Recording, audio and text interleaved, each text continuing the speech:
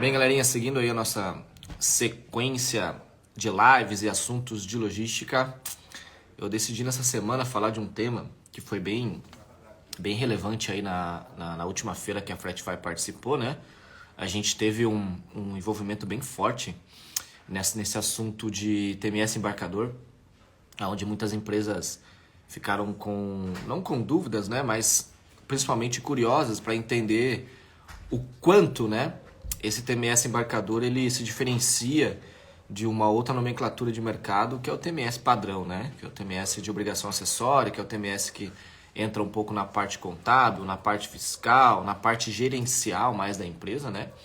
E hoje a gente vai discutir um pouco mais do que envolve realmente a parte mais de gestão de transporte, né? Então é aí que a gente vai entrar um pouquinho. Então, hoje eu queria trazer para vocês essa realidade, mostrar um pouquinho desse processo, para que fique um pouco mais claro aí como que a Fretify se posiciona em relação a um TMS embarcador e o que ela entrega, principalmente de funcionalidades dentro dessa visão, né?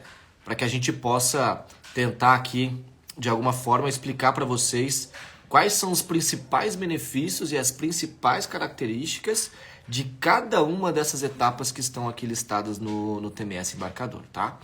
Então, eu trouxe essa imagem justamente para facilitar, né, e mostrar para vocês como que seria, né, esse ciclo de etapas, como que seria esse fluxo logístico de transporte quando se trata de TMS na ponta, né? Então, vocês podem perceber que cada uma delas tem um processo, tem um envolvimento, mas também tem todo um fluxo logístico de transporte para vocês chegarem até o final aí do processo, tá? Então, eu vou explicar cada uma delas, eu vou passar por cada uma delas, vou detalhar cada uma delas para que a gente possa sair daqui com realmente um entendimento de que como eu posso criar um fluxo logístico de transporte dentro aí da minha empresa, dentro do meu negócio, dentro da minha indústria, né?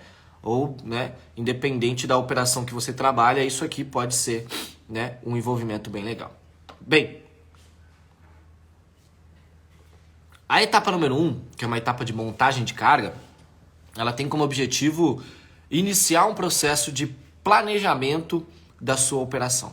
Então, imaginem agora você, que é uma indústria, um embarcador, um distribuidor, ou que tem uma vivência muito forte entre a equipe comercial, que faz aí a geração dos pedidos de venda aqui, né? Ou até mesmo uma equipe de compras, né? Que tem pedidos de compra de transporte para fazer algum tipo de gestão de cadeia de transporte, mas ela necessita, né, de uma aquisição de alguns pedidos para que abasteça a unidade ou até mesmo para que, né, chegue no cliente final esse produto lá na ponta. Então, essa montagem de carga, ela tem como objetivo planejar esses pedidos, agrupar esses pedidos e entregar uma melhor definição de transporte.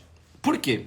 Porque dentro desse planejamento tem diversas etapas de execução que precisam ser feitas, né? Qual a transportadora que vai fazer o transporte, que horário que eu posso carregar esse meu produto ou esse veículo dentro da minha unidade, qual é o valor de frete, né, que eu vou ter ou vou gastar, né, diretamente com esse parceiro transportador, né, que horas, quanto tempo esse veículo levaria para chegar até o meu cliente final, qual seria, né, o sequenciamento de entregas que deveria ser feito esse veículo, se for uma logística de distribuição, se for uma carga já um pouco mais no modelo fracionado, né?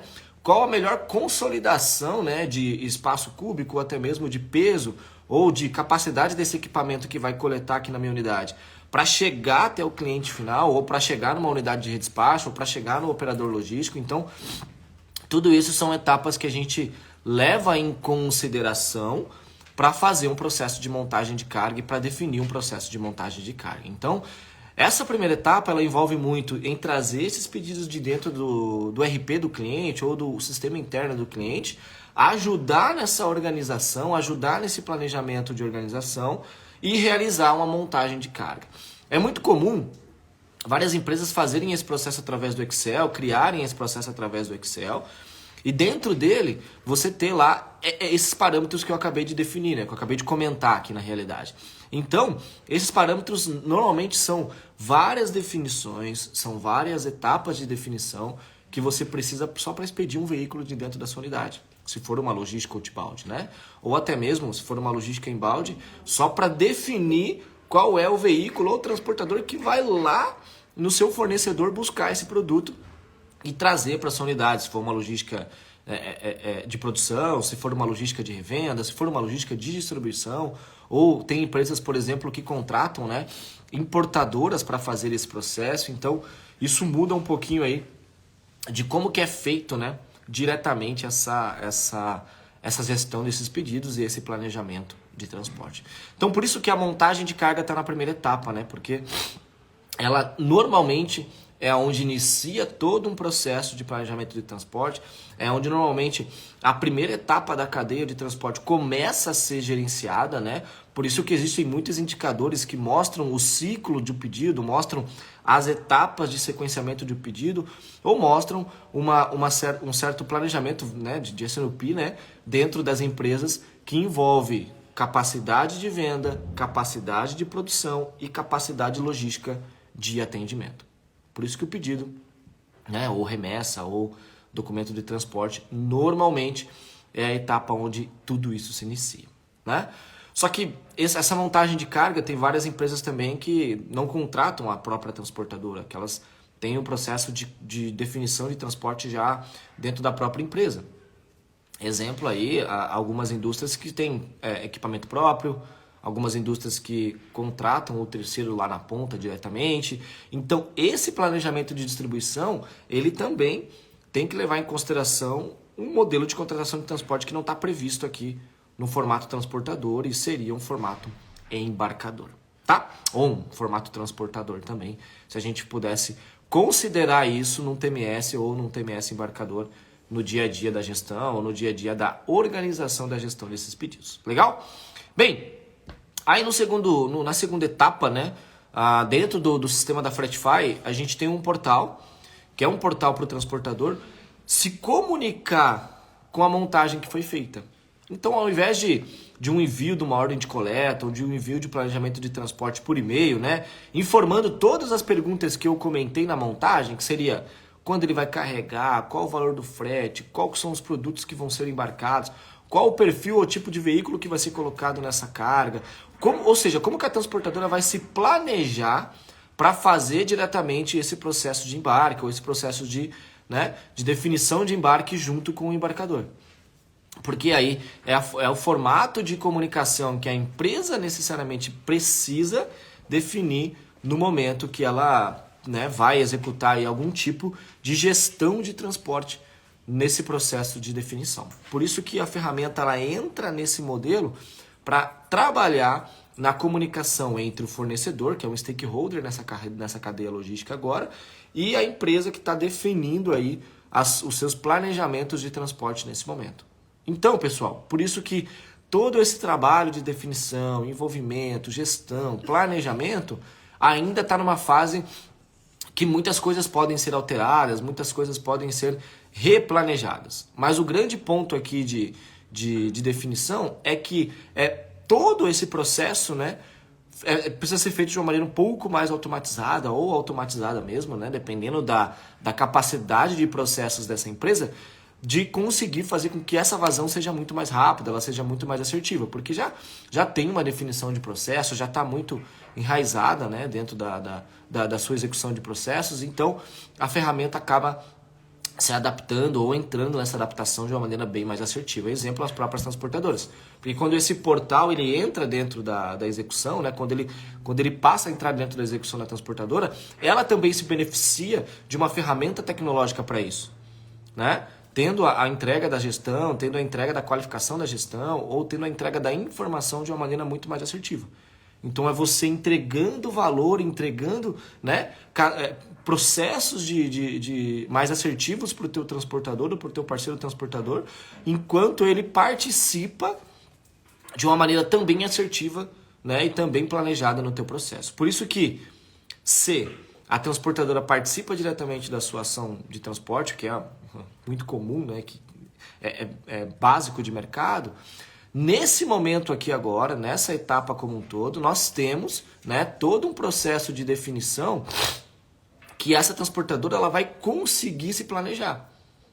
Qual veículo ela vai colocar, para onde essa carga vai, que hora que ela tem que embarcar, né? Qual é o valor do frete que ela tem que emitir, o documento de transporte dela, e fazer todo esse planejamento logístico, todo esse planejamento de execução, para que lá na ponta, na hora que ela chegue na tua unidade, ela saiba exatamente por quais etapas ela vai passar e quais são as particularidades que ela vai ter para carregar o produto ou serviço que você está solicitando para ela, beleza? Então, pessoal, esses são os dois primeiros pontos, né? A montagem e o portal, eles são etapas de planejamento, né? Etapas que ainda estão no planejamento, que elas não tiveram alterações de planejamento. Aí a gente tem a segunda fase, quer dizer, desculpa, a terceira fase, que é a fase do rotograma. Essa fase do rotograma, que a gente até colocou, né, que é um planejamento mais adequado, um planejamento de rota mais adequado da própria viagem, é porque em diversas operações que a gente vivenciou e que a gente passou, a definição dessa rota, né, a execução da definição dessa rota, ela passa por algumas particularidades. Ou seja, algumas empresas, algumas transportadoras, alguns veículos, né? Ou em algumas operações, a gente pode citar exemplos do próprio agronegócio, bens de consumo, né? Distribuição direta. O veículo, né? Ou o motorista tem que passar por algumas etapas ou por alguns processos dentro da viagem que a empresa precisa saber.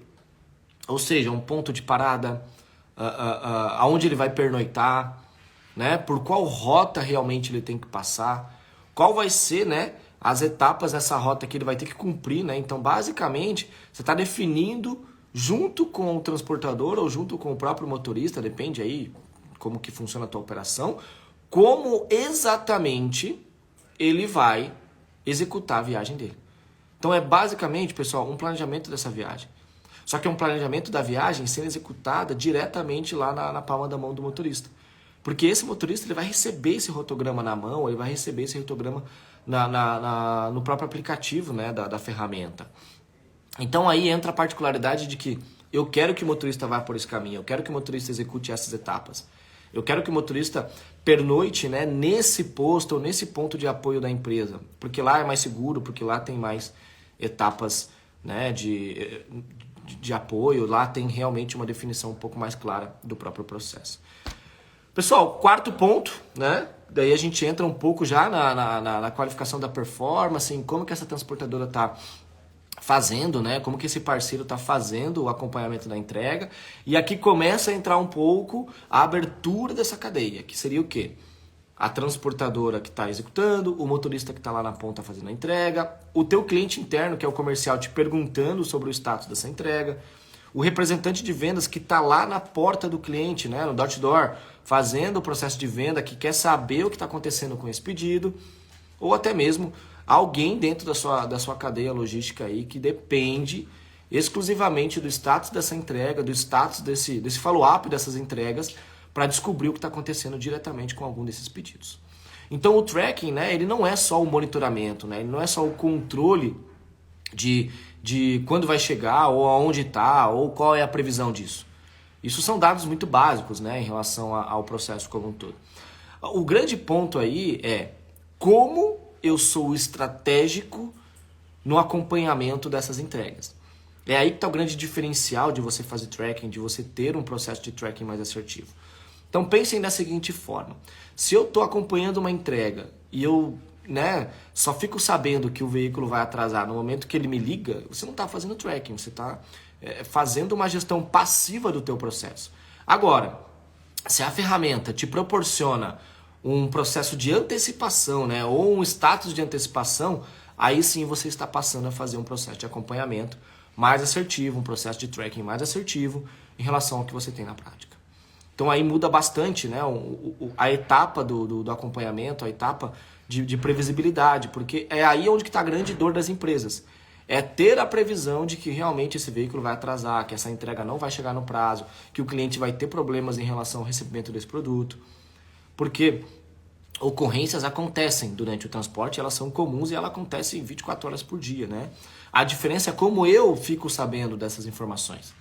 É como eu antecipo essas informações. É como eu planejo antecipações dessas informações. Isso é ser, né, trabalhar com previsibilidade. Então, né, a ferramenta, ela tem por obrigação entregar essa previsibilidade, entregar um ETA dessa entrega, entregar um formato de acompanhamento mais classificatório dessa entrega e posicionar o teu cliente sobre esses possíveis desvios e ele poder antecipar esses possíveis desvios lá na ponta, lá na prática, quando ele está no acompanhamento junto aí com vocês, tá? Pessoal, aí o quinto ponto, que daí envolve também a ferramenta de tracking, tá junto na ferramenta de tracking, é a gestão de ocorrências. Nesta gestão de ocorrências como um todo, a gente tem uma etapa que envolve como eu gerencio e como eu trato as ocorrências que acontecem no dia a dia, como eu classifico as ocorrências que acontecem no dia a dia. Muitas empresas têm área de back-office, têm área de suporte, têm área de CS, têm áreas que fazem apenas acompanhamento e gestão de entrega. Eu já vi empresas que têm áreas que cuidam só de canhotos e comprovantes de entrega. Eu já vi empresas que têm, né, um 0800 enorme lá, né, de gestão de acompanhamento de entrega, porque o volume é muito grande, né, de veículos lá na ponta, de veículos que estão entregando os seus produtos para os seus clientes finais. Então aí, pessoal, entra a gestão das ocorrências. E é muito comum você ver 3 formas de se fazer essa gestão. Ligação, que daí é o próprio 0800 que eu falei, né? Alguém entrando, motorista entrando em contato, a transportadora entrando em contato para abrir essa ocorrência. Um segundo ponto que eu vi muito no mercado, que são e-mails padrões, né? Que você vai lá, abre uma ocorrência padrão, com um e-mail padrão e para uma área padrão daquela empresa. Ou a terceira possibilidade é a própria transportadora, né, ou o próprio embarcador ter uma ferramenta, ou ter um canal direto de relacionamento, que não seria o telefone, seria um canal um pouco mais à parte, né, para que as empresas entrem em contato para abrir uma determinada ocorrência. Agora pensem um pouco diferente em relação a isso. Se está acontecendo um determinado problema, você precisa de alguns dados, né, para saber o que está acontecendo lá na ponta, ou o que está acontecendo nessa entrega. Então, vou voltar aqui para a imagem. Lá no tópico 2, que é o portal do transportador, e lá no tópico 5, que é o que eu estou falando agora, que é a gestão da ocorrência e o portal dele, essas duas etapas, elas se comunicam, né? Elas têm correlação, elas se juntam.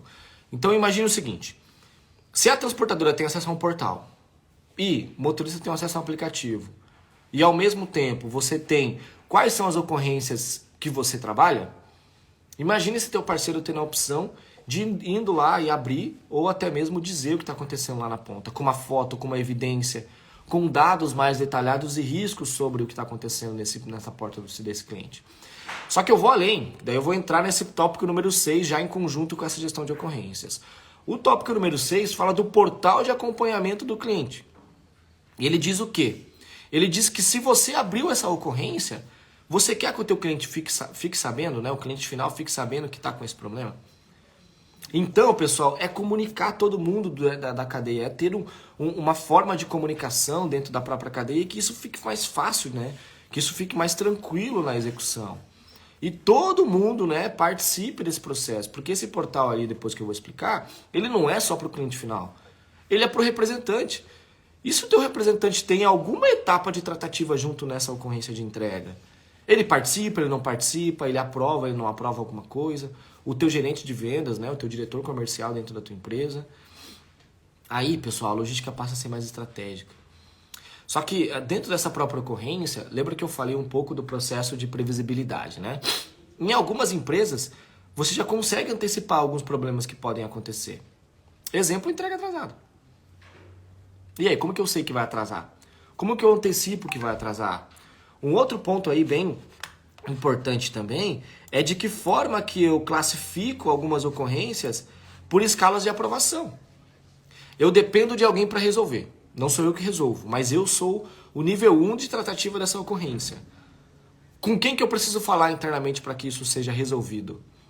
Como que a ferramenta comunica essa pessoa que isso tem que ser resolvido?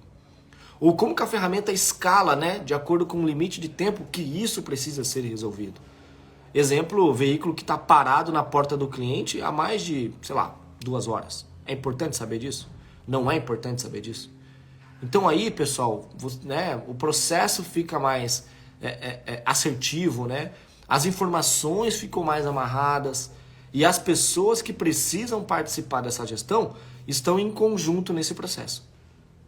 Isso, né, no meu ponto de vista, torna, né, o fluxo logístico mais detalhado, o fluxo logístico mais planejado, e todas as etapas, né, todas as pessoas que precisam participar dessa gestão estão em conjunto aí na própria comunicação, beleza? Aí entramos na etapa número 6, que é a etapa do portal de acompanhamento do próprio cliente, onde diversas empresas que eu visito, diversas pessoas que eu converso, a pergunta sempre é, Adriano, como que eu faço para o meu cliente saber o que está acontecendo? Porque ele me liga, porque ele entra em contato comigo por algum canal. Ou ele entra em contato com o meu vendedor, ou ele entra em contato com, né, com alguém que ele tem algum tipo de relacionamento na empresa, ou ele liga diretamente na logística. Ou ele fica acessando o portal da transportadora, ou eu mesmo acesso o portal da transportadora para descobrir o que está acontecendo com a minha entrega, para descobrir qual é o status atualizado da minha entrega. Então, pessoal, se essa é uma particularidade do teu negócio, passar a informação para o cliente tem que ser algo básico hoje em dia. Só que eu vou trazer uma provocação aqui para vocês. É muito comum as pessoas acharem que no B2B, e eu já conversei com diversas pessoas, com diversas empresas, Adriano, meu cliente não precisa saber onde está a entrega. Sabe? Isso é um ponto que, gente, eu fico bem preocupado, porque quando eu escuto um profissional de logística falar isso para mim, eu fico pensando, olha, se você, profissional de logística, se você está dentro do processo logístico, não entregar experiência para o teu cliente, quem que vai entregar? Né? Quem que vai entregar? Se para você não é importante passar um status de entrega para o teu cliente porque ele não te liga, olha, é um pouco contraditório, né? Porque quer dizer que o cliente precisa ligar na tua empresa para receber uma experiência? Quer dizer que o teu cliente precisa ligar na tua empresa para ser surpreendido sobre uma informação? Quer dizer que o teu cliente, no dia que ele ligar na tua empresa, você vai passar a correr atrás de alguma coisa? Então, pessoal, fornecer experiência ou fornecer informação não tem que ser algo obrigatório, não tem que ser algo que o teu cliente ele tá te dizendo que você tem que fazer. É você surpreendendo o cliente de maneira positiva de que, você nunca me pediu um status de entrega. Você nunca me pediu um portal. Você nunca me pediu uma informação de entrega. Mas a nossa empresa, pensando em você, começou a te fornecer porque a gente sabe o quanto isso é importante pro dia a dia da operação, pro dia a dia do processo. Sabe, pessoal, é vender experiência, fornecer experiência. E isso tem que ser básico, né? Isso tem que ser algo que tem que estar no DNA de todas as empresas, fornecer experiência para o cliente. Não é porque a logística é uma área que, né, na cabeça das pessoas ela é operacional, que ela não vai entregar uma experiência para o cliente. Quando o profissional de logística pensar, e eu falo isso em todas as lives que eu vou, pessoal, ou com todas as pessoas que eu converso, enquanto o profissional de logística achar que a área dele é operacional e não estratégica, ele sempre vai ter essa resposta na ponta da língua. Meu cliente nunca me ligou, então tá tudo certo, eu não preciso ficar passando informação para ele. Meu cliente nunca me ligou, então eu não tenho necessidade de ficar informando ele. Não, na minha empresa aqui tá tudo certo, eu não preciso fazer isso. Porque o meu cliente está muito bem, a experiência dele está bem fornecida. Pessoal, surpreender o cliente todos os dias, né? Entregar a experiência para o teu cliente todos os dias, tem que ser algo que, de novo, precisa estar no DNA da tua empresa. Precisa estar no DNA do teu negócio. Porque senão, o cliente ele passa a ser surpreendido pelo teu concorrente, que entrega o mesmo produto, vende o mesmo produto que você, ou até mesmo por um valor maior, ou com um processo logístico um pouco mais complexo, mas ele entrega uma experiência diferente. O cliente se sente muito bem atendido na hora que ele compra o produto lá dessa empresa. E com você ele não tem a mesma experiência. Então, e aí? O que vale mais a pena? O concorrente surpreender ou você surpreender, né? Então aí, pessoal, fica um pouco a provocação de que isso é um baita de um mito, né? Onde fornecer informação hoje em dia é só se a pessoa pede. Pessoal, isso não existe mais. A gente está numa fase do consumidor 5.0, que é um consumidor que ele respira a informação. Ele acorda com informação na palma da mão dele, que é o próprio celular, que está 24 horas por dia ali, notificando o que está acontecendo no mundo, notificando o que está acontecendo em qualquer lugar do Brasil. E se o teu cliente não é notificado com o que acontece na empresa dele, quando ele compra um produto teu, significa que, né, são etapas aí que precisam ser alinhadas dentro do processo. A sétima etapa, pessoal, é uma pesquisa de satisfação que ela vem, né, ela vem em conjunto ao que a gente está comentando aqui sobre a experiência do cliente, que depois que você fez todo esse processo, né, de montagem de carga, contratei a transportadora, né, defini a rota, estou acompanhando a entrega, estou gerenciando os meus possíveis problemas de ocorrência e comecei a passar informação para o meu cliente. Qual é a próxima etapa? É eu perguntar para o meu cliente, pô, tá legal? A satisfação tá bacana? A empresa está entregando o resultado necessário? Você está satisfeito com o que a gente está fazendo? E eu vejo, né, várias áreas de qualidade ou várias áreas, né, das empresas fazendo isso por outros sistemas ou entregando isso através de um forms do Google ou criando alguma forma de perguntar para o cliente isso. Então, assim, a gente decidiu, né, juntar isso dentro de uma única ferramenta, juntar isso dentro de um único local para facilitar o processo de gestão e o processo de acompanhamento desse processo, para que, né, fique muito mais enraizado de que eu terminei todo esse ciclo logístico e aí, cliente, me responde. Tá bom, tá legal, tá bacana, tá interessante, você está satisfeito com o que a gente está fazendo? E tudo isso passa a ser uma gestão, né, completa, uma gestão bem mais, né, assertiva do processo como um todo. Beleza, pessoal? Alguma dúvida? Se vocês quiserem fazer alguma pergunta, né, mandem aí no chat que eu respondo, tá? Pessoal, aí a gente entra um pouco mais na etapa agora que envolve o frete, que envolve como eu comprei esse frete lá na montagem de carga, lá no planejamento, e como eu vou pagar esse frete lá na ponta, né? Como que eu vou definir o pagamento do frete lá na ponta. Então, pessoal, de novo, é um sistema de TMS embarcador, então é a indústria fazendo o processo de contratação do seu frete. Como ela faz esse processo lá na ponta, né?